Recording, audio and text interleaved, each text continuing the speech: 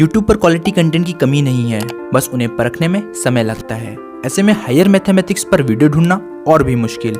Channel को subscribe करें ताकि मैं आपके लिए और वीडियोस लाता रहूं। Now let's begin.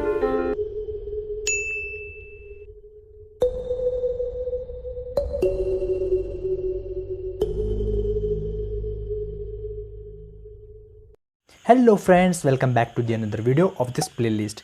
Make sure that कि आपने हमारा प्रीवियस वीडियो जरूर देखा हो। तो बढ़ते आज के वीडियो की तरफ।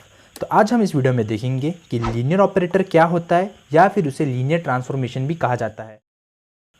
तो देख लेते हैं डेफिनेशन क्या कहता है। Let n and n dash be any two non linear spaces. अब यहाँ तक हमने सेंटेंस पढ़ा है तो उसका पहले मतलब समझ लेते हैं। तो हमें क्या बोला गया है कि n और एक n डैश हमारे पास दो नॉन लीनियर स्पेसेस है। अब नॉन लीनियर स्पेसेस क्या होता है वो मैंने ऑलरेडी वीडियो बना रखा है नॉर्म पर, आप जाके देख सकते हैं, डिस्क्रिप्शन में उसका लिंक है।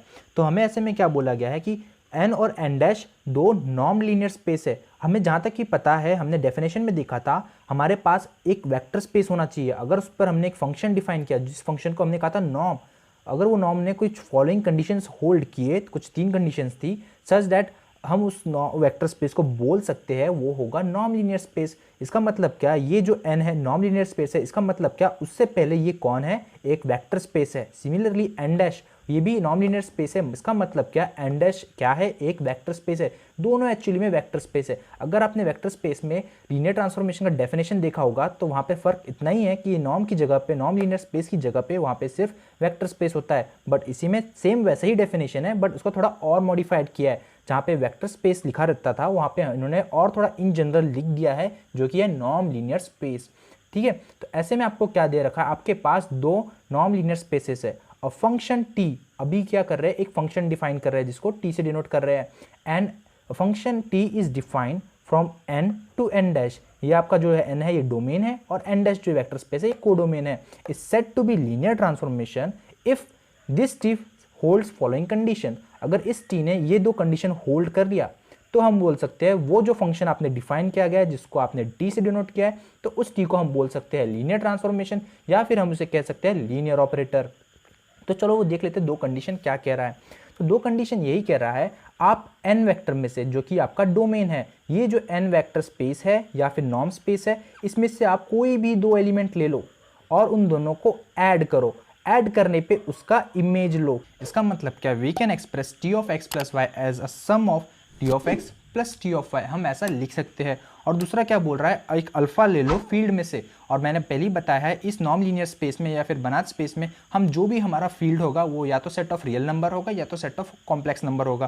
तो यहाँ पे आपने क्या किया, ऐसे में एक अल्फा फिक्स कर लिया, कोई भी अल्फा ले लो, 1 2 3, नेगेटिव नेगेटिव डेसिमल, जो चाहे वो अल्फा ले लो, और कोई भी n में से एक एलिमेंट ले लो जो कि x बिलोंग्स टू n, फिर उन दोनों का प्रोडक्ट लो और उसके बाद तीसरा उसका इमेज लो। तो आपको क्या मिलेगा, alpha times t of x। अगर कोई फंक्शन ने अगर ये कंडीशन होल्ड कर लिए तो हम बोल सकते हैं that t is said to be a linear transformation. तो बेसिकली ये यही कहना चाहता है, मान लो अगर आपके पास एक वेक्टर स्पेस n है और दूसरा वेक्टर स्पेस n डैश है। अब ये दोनों जो वेक्टर स्पेस है ये थोड़े और ज़्यादा मॉडिफाइड किए गए हैं। इसको अभी हमने क्या बना दिया, नॉन लीनियर स्पेस बनाया, और आपको पता है नॉन लीनियर स्पेस क्या होता है। और ऐसे में हम एक फंक्शन डिफाइन कर रहे हैं t, जिसका डोमेन है n और वो जाएगा n डैश। इसके अंदर आप कोई भी एलिमेंट ले लो, सपोज मैंने एक एलिमेंट ले लिया x। जब मैं इसे t से ऑपरेट करूंगा तो मुझे यहाँ पे क्या देखने को मिलेगा, t ऑफ x। इसका मतलब क्या, ये जो आप देख रहे हो t of x plus y, ये कहाँ आने वाला है, ये आने वाला है n डैश में। सिमिलरली t ऑफ x ये भी कहाँ आने वाला है, ये भी n डैश सेट में आने वाला है। एंड t ऑफ y ये भी कहाँ आने वाला है, n डैश सेट में आने वाला है।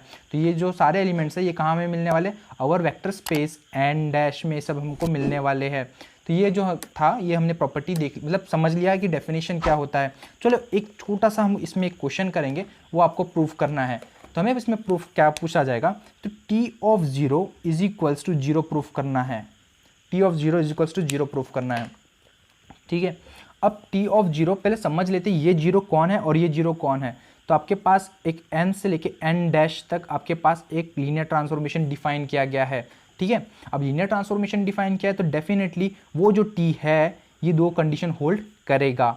अब ये जो n है, ये जो t है आप देख रहे हो, इसके अंदर जो भी इसका इनपुट है, जो भी डोमेन है, वो कौन से एलिमेंट्स होंगे, सिर्फ n के एलिमेंट्स होंगे। इसका मतलब क्या, ये जो आप जीरो देख रहे हो ये डेफिनेटली ये वाला जीरो कहाँ पे आने वाला है, n में आने वाला है। जब आप उसका इमेज लोगे that is t of zero, तो ये पूरा एलिमेंट कहाँ आने वाला है, n डैश में जाने वाला है। तो मतलब ये जो जीरो आएगा ये कहाँ, कौन सा जीरो होगा आपका, n डैश वाला जीरो होगा। तो हमें यही प्रूफ करना है। तो चलो इसका प्रूफ देख लेते हैं हम, बहुत ही छोटा सा है, आसान सा है। तो प्रूफ देख लेते हैं इसका, t of zero is equals to zero.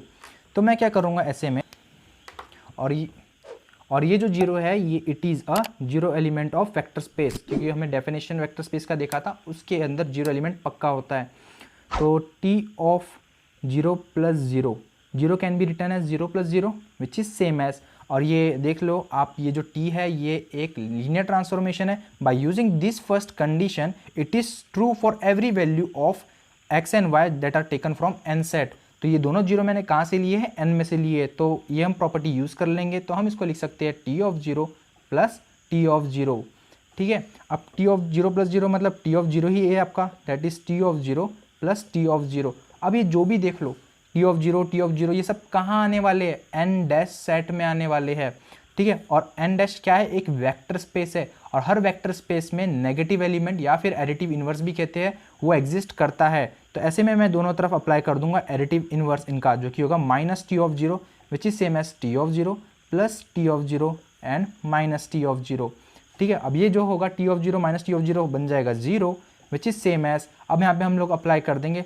अपना डिस्ट्रीब्यूटिव लॉ, तो हमें मिल जाएगा T of zero plus t of zero minus t of zero. हाँ, डिस्ट्रीब्यूटिव लॉ नहीं है ये, हमारा सिंपली एसोसिएटिव लॉ है। इसको माइनस को हम लिख सकते हैं प्लस टाइम्स माइनस लिख सकते हैं। तो हमने ऐसे में अप्लाई किया एसोसिएटिव लॉ, तो हमें क्या मिल जाएगा, टी ऑफ जीरो प्लस ये दोनों टर्म कैंसिल होकर हमें मिल जाएगा सिंपली जीरो। तो यहाँ पे मिल गया zero is equals to t of zero, जो कि हमें प्रूफ करना था। आई होप आपको ये छोटा सा थ्योरम आपको अच्छे से समझ में आया होगा। अगर मेरा पढ़ाया हुआ आपको समझ में आया है तो लाइक डिसलाइक जरूर कीजिएगा, ताकि हम समझ पाए कि आपकी पसंद क्या है। कमेंट कीजिए, शेयर कीजिए, और सबसे ज़रूरी बात, चैनल को सब्सक्राइब कीजिए। Thank you so much, love you, take care, bye bye.